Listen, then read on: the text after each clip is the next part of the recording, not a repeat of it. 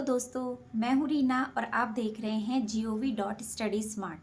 Friends, आज का जो वीडियो है वो मैं आरएएस मेंस के लिए स्पेशल लेकर के आई हूँ। वैसे तो मेरे बहुत सारे जानकार ऐसे हैं जिनको पता है इसकी तैयारी कर रही हूँ और एग्ज़ाम दे रही हूँ।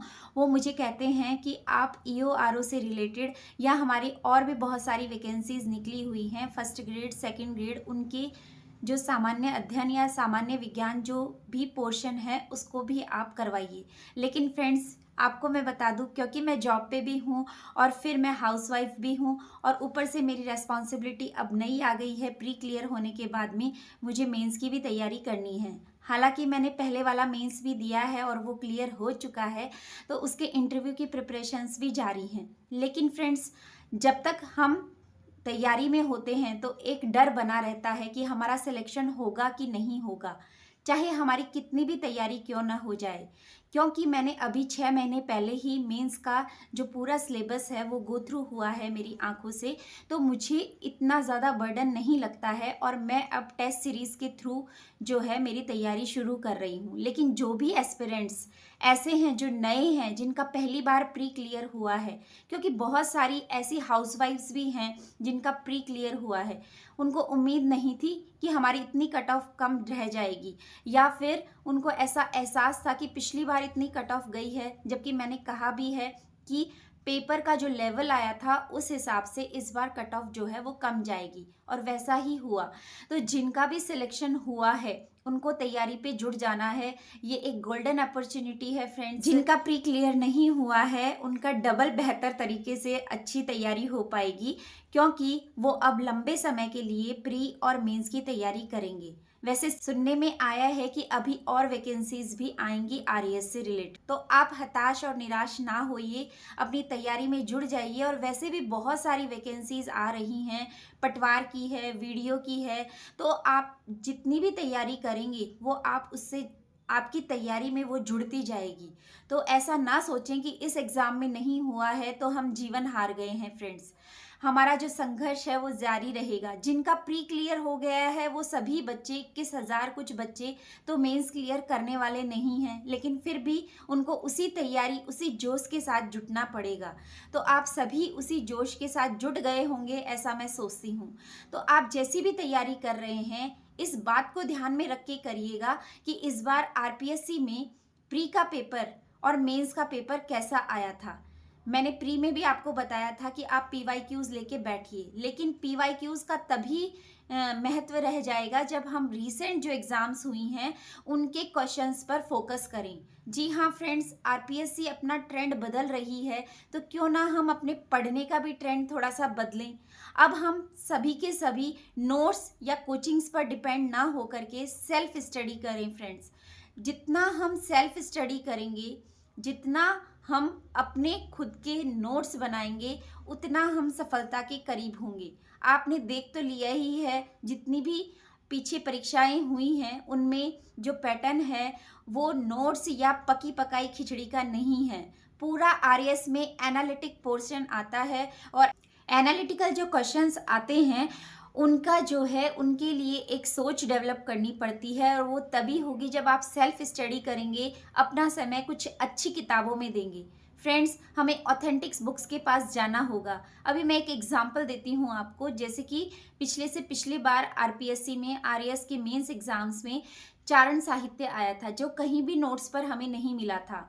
और वैसे ही हमारा जो एक क्वेश्चन आया है पिछली बार बोलियों पर आया था, उपबोली के ऊपर एक क्वेश्चन आया था, और एक वात और वचनिका पर आया था। तो एज सच कुछ नोट्स में हमें मिल जाएंगे वो पोर्शन भी।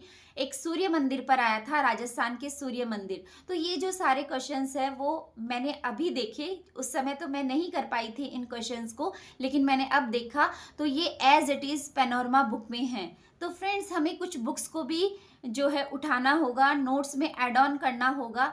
आप कहेंगे कि समय नहीं है, लेकिन फ्रेंड्स, समय निकालने से मिलता है। तो जब तक आप अच्छी तैयारी नहीं करेंगे और अपने तरीके से पढ़ते चले जाएंगे उन्हीं पुराने नोट्सों के सहारे, तो आप सफलता नहीं हासिल करेंगे। फ्रेंड्स, तो सफलता के करीब जाना है या सफलता हासिल करनी है तो आपको मेहनत भी उतनी दुगनी करनी होगी, तो उसके लिए आपको एफर्ट्स डालने होंगे।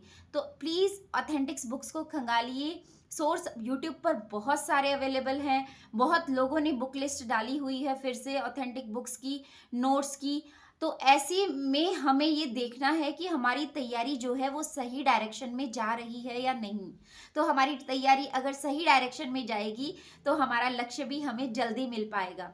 हालांकि जो सिलेबस है वो बहुत बड़ा है, तो आप एक बार सिलेबस को पूरे को एक साथ मत देखिए, बस आप एक बार हिंदी या इंग्लिश का कोई एक सब्जेक्ट उठा लीजिए और 6 छोटे सब्जेक्ट में से एक सब्जेक्ट को उठा लीजिए। और अगर मेरी स्ट्रेटेजी आप फॉलो करना चाहते हैं तो एक बड़े सब्जेक्ट को उठा लीजिए। इस तरह से अपने पूरे दिन को 3 पार्ट्स में डिवाइड कर सकते हैं आप। एक बड़ा सब्जेक्ट, एक आपका जो छोटे सब्जेक्ट हैं उसमें से, और हिंदी इंग्लिश को डेली देना है। इस तरह से आपको डेली का टारगेट डिसाइड करना है, पूरे सिलेबस को नहीं देखना है, नहीं तो आप ऐसे समझेंगे कि ये 3 से 3.5 महीने में हमसे होगा ही नहीं कवर पूरा, और फिर टेस्ट सीरीज कब देंगे। तो मेरे 3 टिप्स हैं फ्रेंड्स आपके लिए आज के वीडियो में, स्पेशली आरएस मेंस के लिए, कि आप ज़्यादा वीडियोस ना देखें, ये भी ले लें, वो भी ले लें, वो टॉपिक कहाँ से ले लें। तो इसलिए आप सिलेबस को उठाइए, जो भौतिक रूप से हमारे पास सिलेबस है, जैसे कि हमारा ये सिलेबस है, ये सिलेबस उठाइए आप, जो फिजिकल सिलेबस है, और उसमें लाइन टू लाइन पढ़िए। और लाइन टू लाइन पढ़ करके आप देखिए कि आज आपका टॉपिक कितना कंप्लीट हुआ है, और उस टॉपिक को कंप्लीट करके उसी से रिलेटेड आपको जितना भी मैटर मिल रहा है, जहां भी मिल रहा है, उसको एक जगह कर लीजिए, समराइज कर लीजिए, शॉर्ट नोट में कर लीजिए, उसमें ऐड ऑन कर दीजिए। जहां से भी आप पढ़ रहे हैं, कोई आपने वीडियो देखा है, किसी के नोट्स मिले हैं, लेकिन उसी वक्त कर लीजिए और उसी से रिलेटेड PYQs देख लीजिए।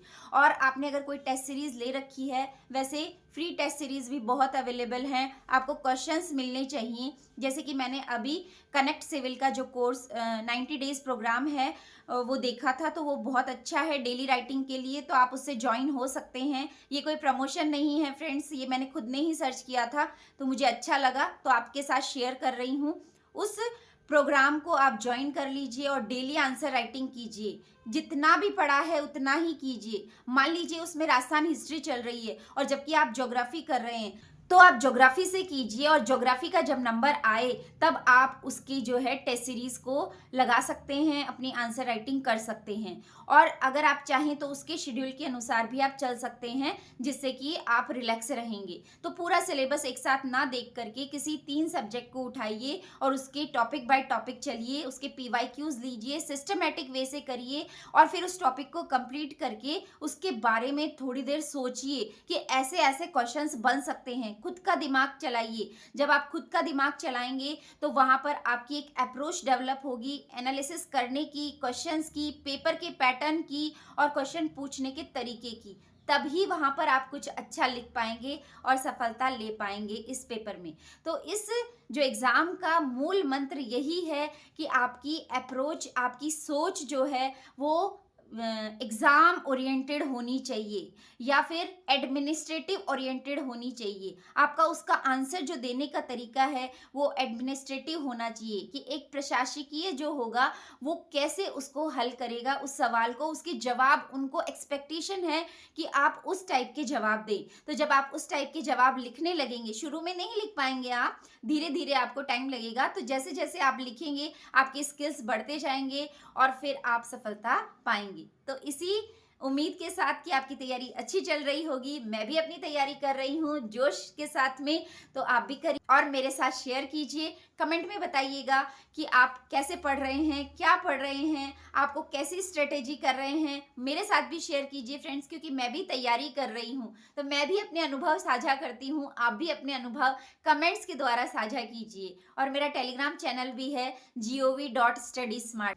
हालांकि मैंने उस पर कोई ज़्यादा मटेरियल नहीं डाला है, लेकिन आप जो भी बोलेंगे उस पर मैं वो शेयर कर दिया करूँगी, क्योंकि मेरे पास बहुत सारी कोचिंग्स के नोट्स हैं और बहुत सारे मेरे हैंडमेड नोट भी हैं। लेकिन हैंडमेड नोट मैं यही कहूँगी, खुद के शॉर्ट नोट ही बनाइए और अपनी जो अप्रोच है वो एग्ज़ाम ओरिएंटेड बना करके, जैसा पेपर है उसके अकॉर्डिंग अपनी सोच, कीवर्ड्स को जो है अभी से जज कीजिए कि आप उन कीवर्ड्स को सोच पा रहे हैं कि नहीं। आपको एग्ज़ाम में वो लिखने पड़ेंगे फ्रेंड्स, तो अभी से ही पढ़ते समय ही वो कीवर्ड्स आपके दिमाग में आने चाहिए, पहली बार में ही। क्योंकि अगर हमारे पास समय कम है तो हमें स्मार्ट स्टडी करनी होगी, होगी, यही मेरे चैनल का उद्देश्य है।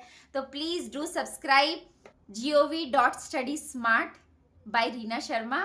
Thank you for watching.